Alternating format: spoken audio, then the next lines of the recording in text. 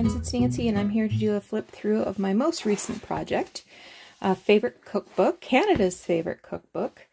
The cover is original to a 1907 cookbook. I've done a series of videos showing the decisions I made around creating this, the work and effort it took to clean it, removing all the black dirt and replacing it with ink dirt. So it's a big book.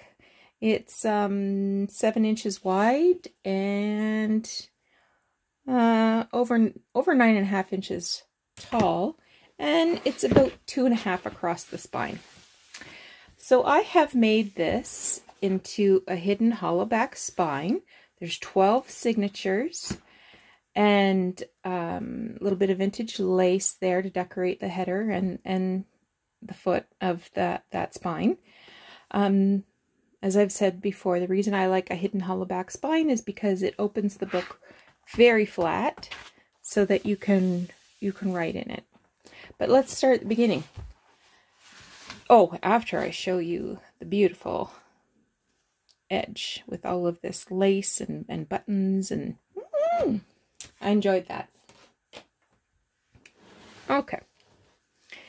So there's 340 pages altogether, and as we turn in, there's this vintage tatted lace pocket.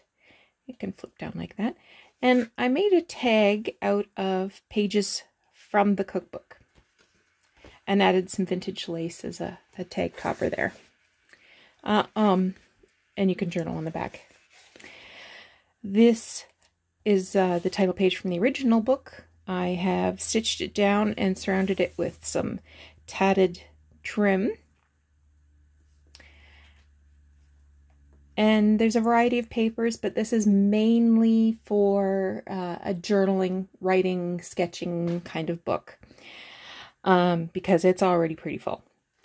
But I did make a couple of tuck spots. Here is a botanical image of a peach, and the tag just slips inside.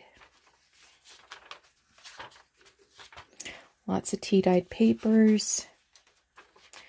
Some bird book images. Flowers.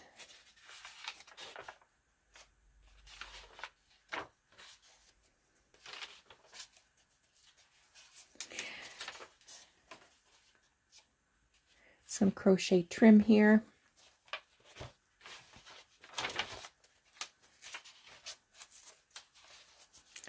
Some old music paper, manuscript paper. This is a book page. It has these beautiful images.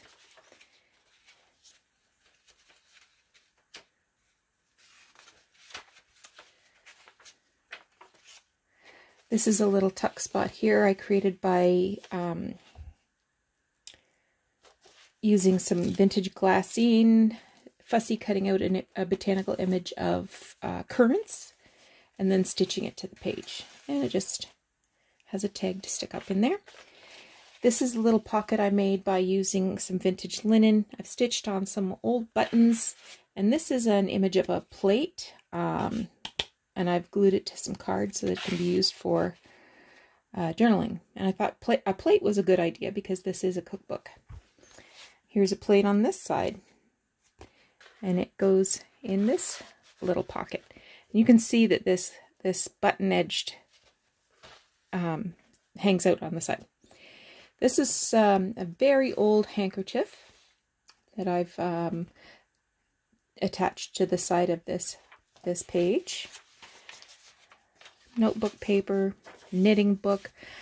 I took a book from the first decade of the 1900s, so the same era as the cookbook, and I fussy cut some images from that book just to decorate some of the pages. I wanted to keep all the embellishment really flat. So here's Grandma knitting, and this is on a page about knitting.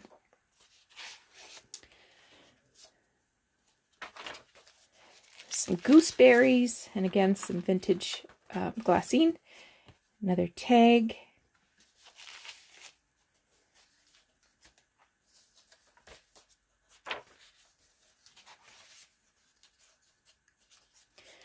Here's another grandma knitting.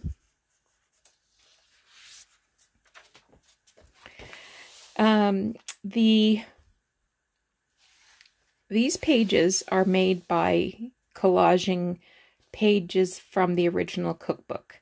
Because the pages were so brittle, they weren't going to be able to be included any other way other than a collage, which I adhered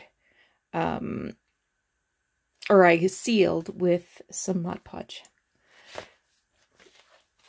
Some vintage crocheted lace. This is an image of like a cake plate, a covered cake plate, and I've just got it tucked in that little corner spot there.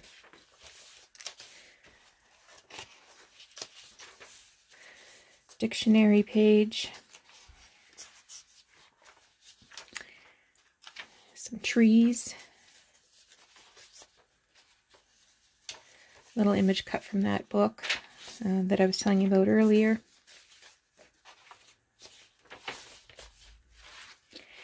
Here is a fussy cut of these basket of beautiful roses that I adhered to across these two signatures. Some more crochet lace, and I just put a few buttons on there to embellish it. Another fussy cut on a dictionary page. A botanical orange. And here's the tag. This is tree pages that flip out.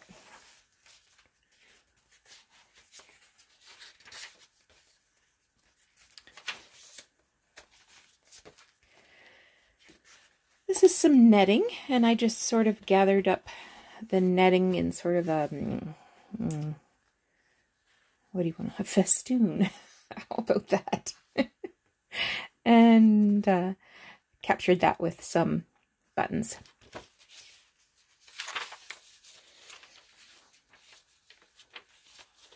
It's from a French book, French school book. And here's a little fussy cut that I added. This is from a birthday card.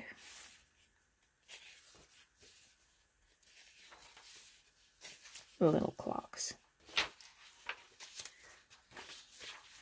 This is an envelope that flips open, and you can put little things in this envelope, or you can tuck some things behind this vintage envelope, or you can even open it up and put things inside of it. I did a tutorial on how I did this. More hand crocheted lace with some buttons.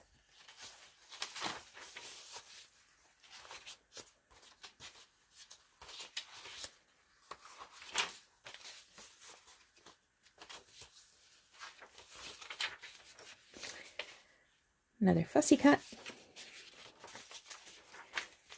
Here's another envelope. Same idea. And crocheted lace. This is from a book about weeds. And I just love the little drawings. There's a bird. Those are pretty. This is some floral images.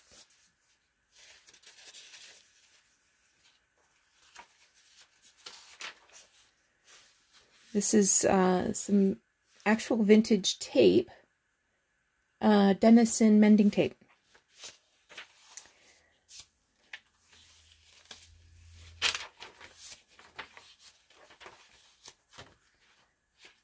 This is a collar, a fabric collar that I've sewn here so that you can tuck some notes in there or something. Another botanical, this time a tangerine.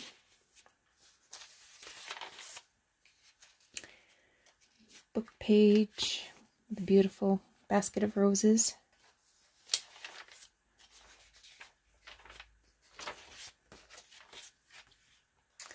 Some more lace from a handkerchief. This is from a catalog, a 1940s catalog, and I put this little fussy cut here. grid paper. There's some more images. It flips out. This is from a very old book. There's another little fussy cut of a lady in a kitchen. Hand crocheted lace.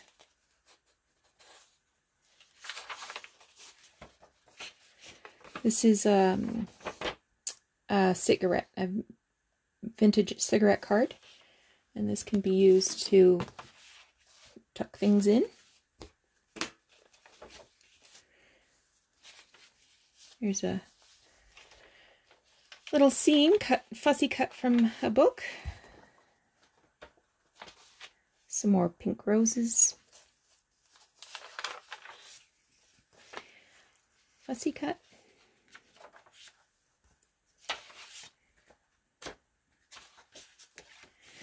This is a side tuck. So you can pop something in there like that. And I did a little fussy cut of a lady making a pie. Little tab from a cigarette card to unfold that.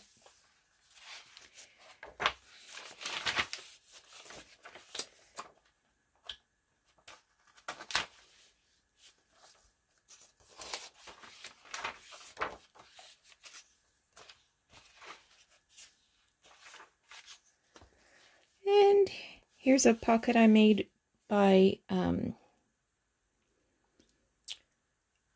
putting a piece of fabric across. I added some buttons, and here's a tag that I made. And I just turned it down a little crescent, just to make getting things in and out a little easier. And at the back I have another tatted lace doily that I have made into a pocket. So if you're seeing this video, it has been listed in my Etsy. She is a very big book, pretty heavy. So if this is something you're interested in owning, please go take a look at my Etsy shop, and thanks so much for watching.